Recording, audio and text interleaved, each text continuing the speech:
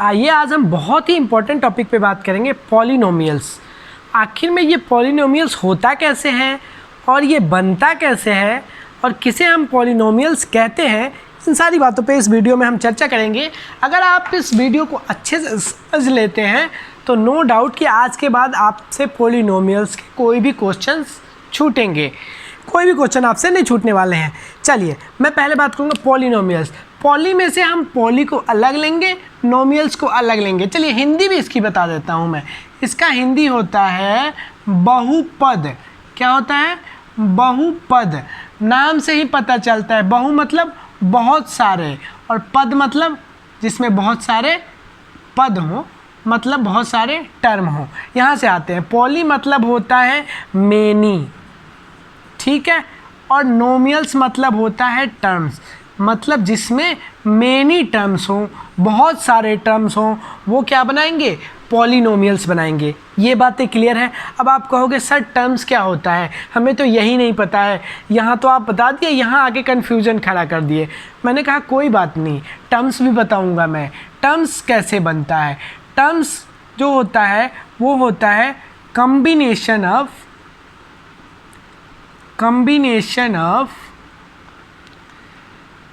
Coefficient, combination of variables, coefficient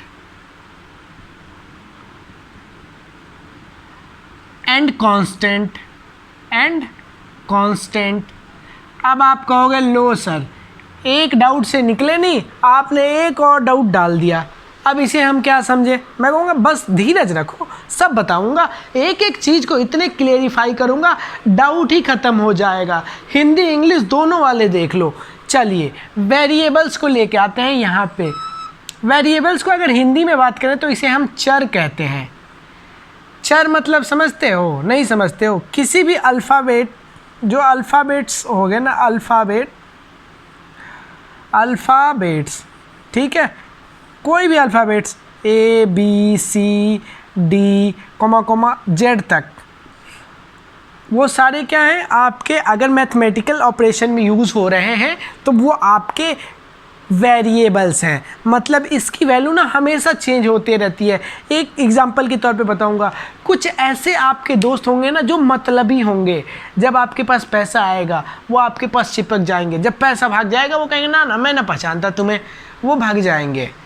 वो आपके हो गए चर, मतलब वो घूमते रहते हैं। चर का एक और एग्जांपल देता हूँ। जैसे आपने देखा हुआ कुछ ऐसे लड़के होते हैं जो दिन भर घूमते रहते हैं मार्केटों में, कभी वहाँ जाएंगे, उस कोचिंग पे जाएंगे, उस लड़की को उतारेंगे, इधर घूमेंगे उधर घूमेंगे, मतलब उनका कोई काम नहीं, वो घूमते रहते हैं। चर हैं, वो चर हैं, उनका कोई फिक्स नहीं है। वो अभी अब दोस्त मिल गया, उसके साथ कहाँ चल दिए? मूवी देखने चल दिए। दूसरा दोस्त मिल गया, उसके साथ वो सिनेमा मार्केटिंग करने चल दिए। तीसरा दोस्त मिल गया, गर्लफ्रेंड के पीछे चल दिए। मतलब वो चर है, वो घूमते रहता है।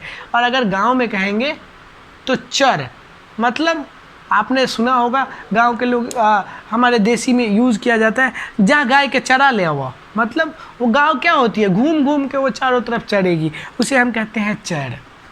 अब आते हैं कोएफिशिएंट को। हर एक चीज़ को डिटेल में समझाऊंगा। कोएफिशिएंट, इसका हिंदी होता है गुणांक, ठीक है, गुणांक। कांस्टेंट मतलब ये फिक्स टर्म होता है आपका, फिक्स्ड टर्म, ये आपका फिक्स्ड नंबर होता है, फिक्स्ड नंबर,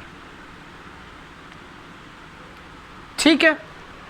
अब देखिए एक एग्जाम्पल से समझिए, आप बहुत ही अच्छे से समझिएगा। सपोज मैंने लिखा 7x, इसमें आप कहेंगे कि अल्फ़ाबेट्स है x, मतलब ये क्या है? ये आपका वेरिएबल्स है। क्या है? वेरिएबल्स है। अच्छा, इसमें x में 7 का गुना हुआ है, मतलब गुणांक है। 7 क्या है? गुणांक है, मतलब 7 क्या है? कोएफिशिएंट है। क्या है? कोएफिशिएंट है। 7 का गुना, x में किसका गुना हुआ है? 7 का, मतलब वेरिएबल्स में जिस नंबर का गुना होगा उसे हम कोएफिशिएंट कहेंगे। बहुत अच्छे। अब अगर मैंने यहाँ पे लिखा है एक 3, 3 क्या है, एक कांस्टेंट टर्म है, क्योंकि इसको इससे कुछ लेना देना नहीं है, ये अपने जैसा का तैसा रहेगा, ये बढ़े घटे।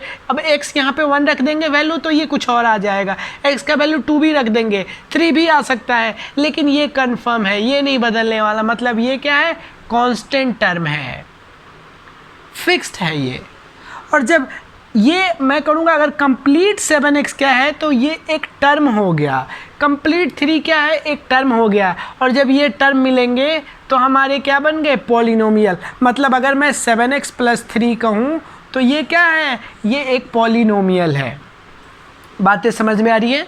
कितने अच्छे से समझा हमने कि वेरिएबल्स क्या है, पॉलिनोमियल्स क्या है, कैसे हम इसे डिफाइन करते हैं, ये बातें आपको सारी समझ में आ गई।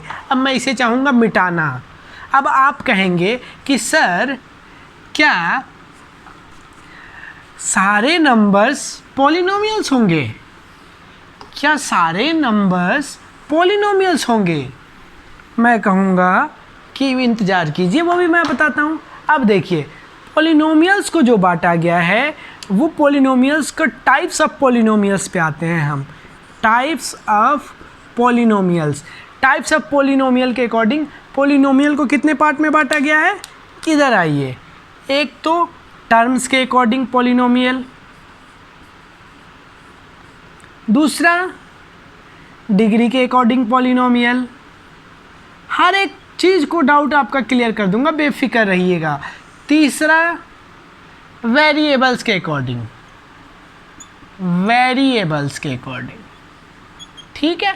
अब आप ये भी पूछ सकते हो कि सर क्या 1 पे पॉलिनोमियल है, 3 पॉलिनोमियल? सब्र कीजिए, सबका क्वेश्चन आपका, सबका डाउट क्लियर होगा इसी में। अब टर्म्स के अकॉर्डिंग अगर हम जाते हैं तो टर्म्स के अकॉर्डिंग आपको पता है कि मोनोमियल्स,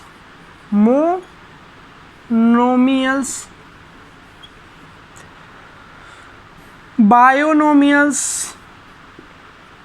चलिए पहले मोनोमियल समझ लेते हैं, हर एक चीज़ को समझते चलते हैं। मोनोमियल्स मतलब क्या होता है, मोनो मतलब क्या हुआ, एक पद। क्या हुआ, एक पद। क्या हुआ, एक पद। क्या हुआ, एक टर्म। जिसमें एक पद हो या एक टर्म हो उसे हम क्या कहेंगे, मोनोमियल कहेंगे। जैसे मैंने कह दिया 7x, क्या ये पॉलिनोमियल है? बिल्कुल है। कौन सा पॉलिनोमियल है, मोनोमियल पॉलिनोमियल है। एक और एग्जांपल दे दो सर, मैंने कह दिया 7y², क्या ये पॉलिनोमियल है? हाँ। कौन सा पॉलिनोमियल है सर, मोनोमियल पॉलिनोमियल है। सर 3z², क्या ये पॉलिनोमियल है सर? कितने टर्म्स है इसमें, 1 टर्म्स है। मतलब वैसा पॉलिनोमियल जो 1 टर्म कैरी करता हो, एक टर्म रखता हो, उसे हम क्या कहेंगे, मोनोमियल पॉलिनोमियल कहेंगे। अब आते हैं बायोनोमियल। क्या कहेंगे, बायोनोमियल्स। बायोनोमियल्स मतलब 2 टर्म्स। बायोनोमियल्स मतलब 2 टर्म्स, मतलब जिसके पास 2 पद हों। कितने पद हों, 2 पद। ठीक है, एग्जाम्पल देखते हैं। 7x² + 3, 2 पद हैं ना, 1 और 2। हमने अभी देखा था कि टर्म्स बनते कैसे हैं, पद बनते कैसे हैं, तो ये 2 पद हैं, इसलिए बायोनोमियल्स हो गया। मैंने कह दिया 5x² + 5x, क्या हो गया, 1 टर्म 2 टर्म, मतलब ये क्या है, आपके बायोनोमियल्स हैं। अब आते हैं ट्रायोनोमियल्स। क्या नाम है, ट्राइनोमियल्स मतलब 3 टर्म्स, मतलब 3 पद। ट्राइनोमियल्स मतलब 3 पद, जिसमें 3 पद हैं। 3 पद मतलब एग्जाम्पल देख लेते हैं, ज़्यादा क्लियरिफाई हो जाएगा। 3x² 2x + 3, 3 पद है ना, 1 2 3, मतलब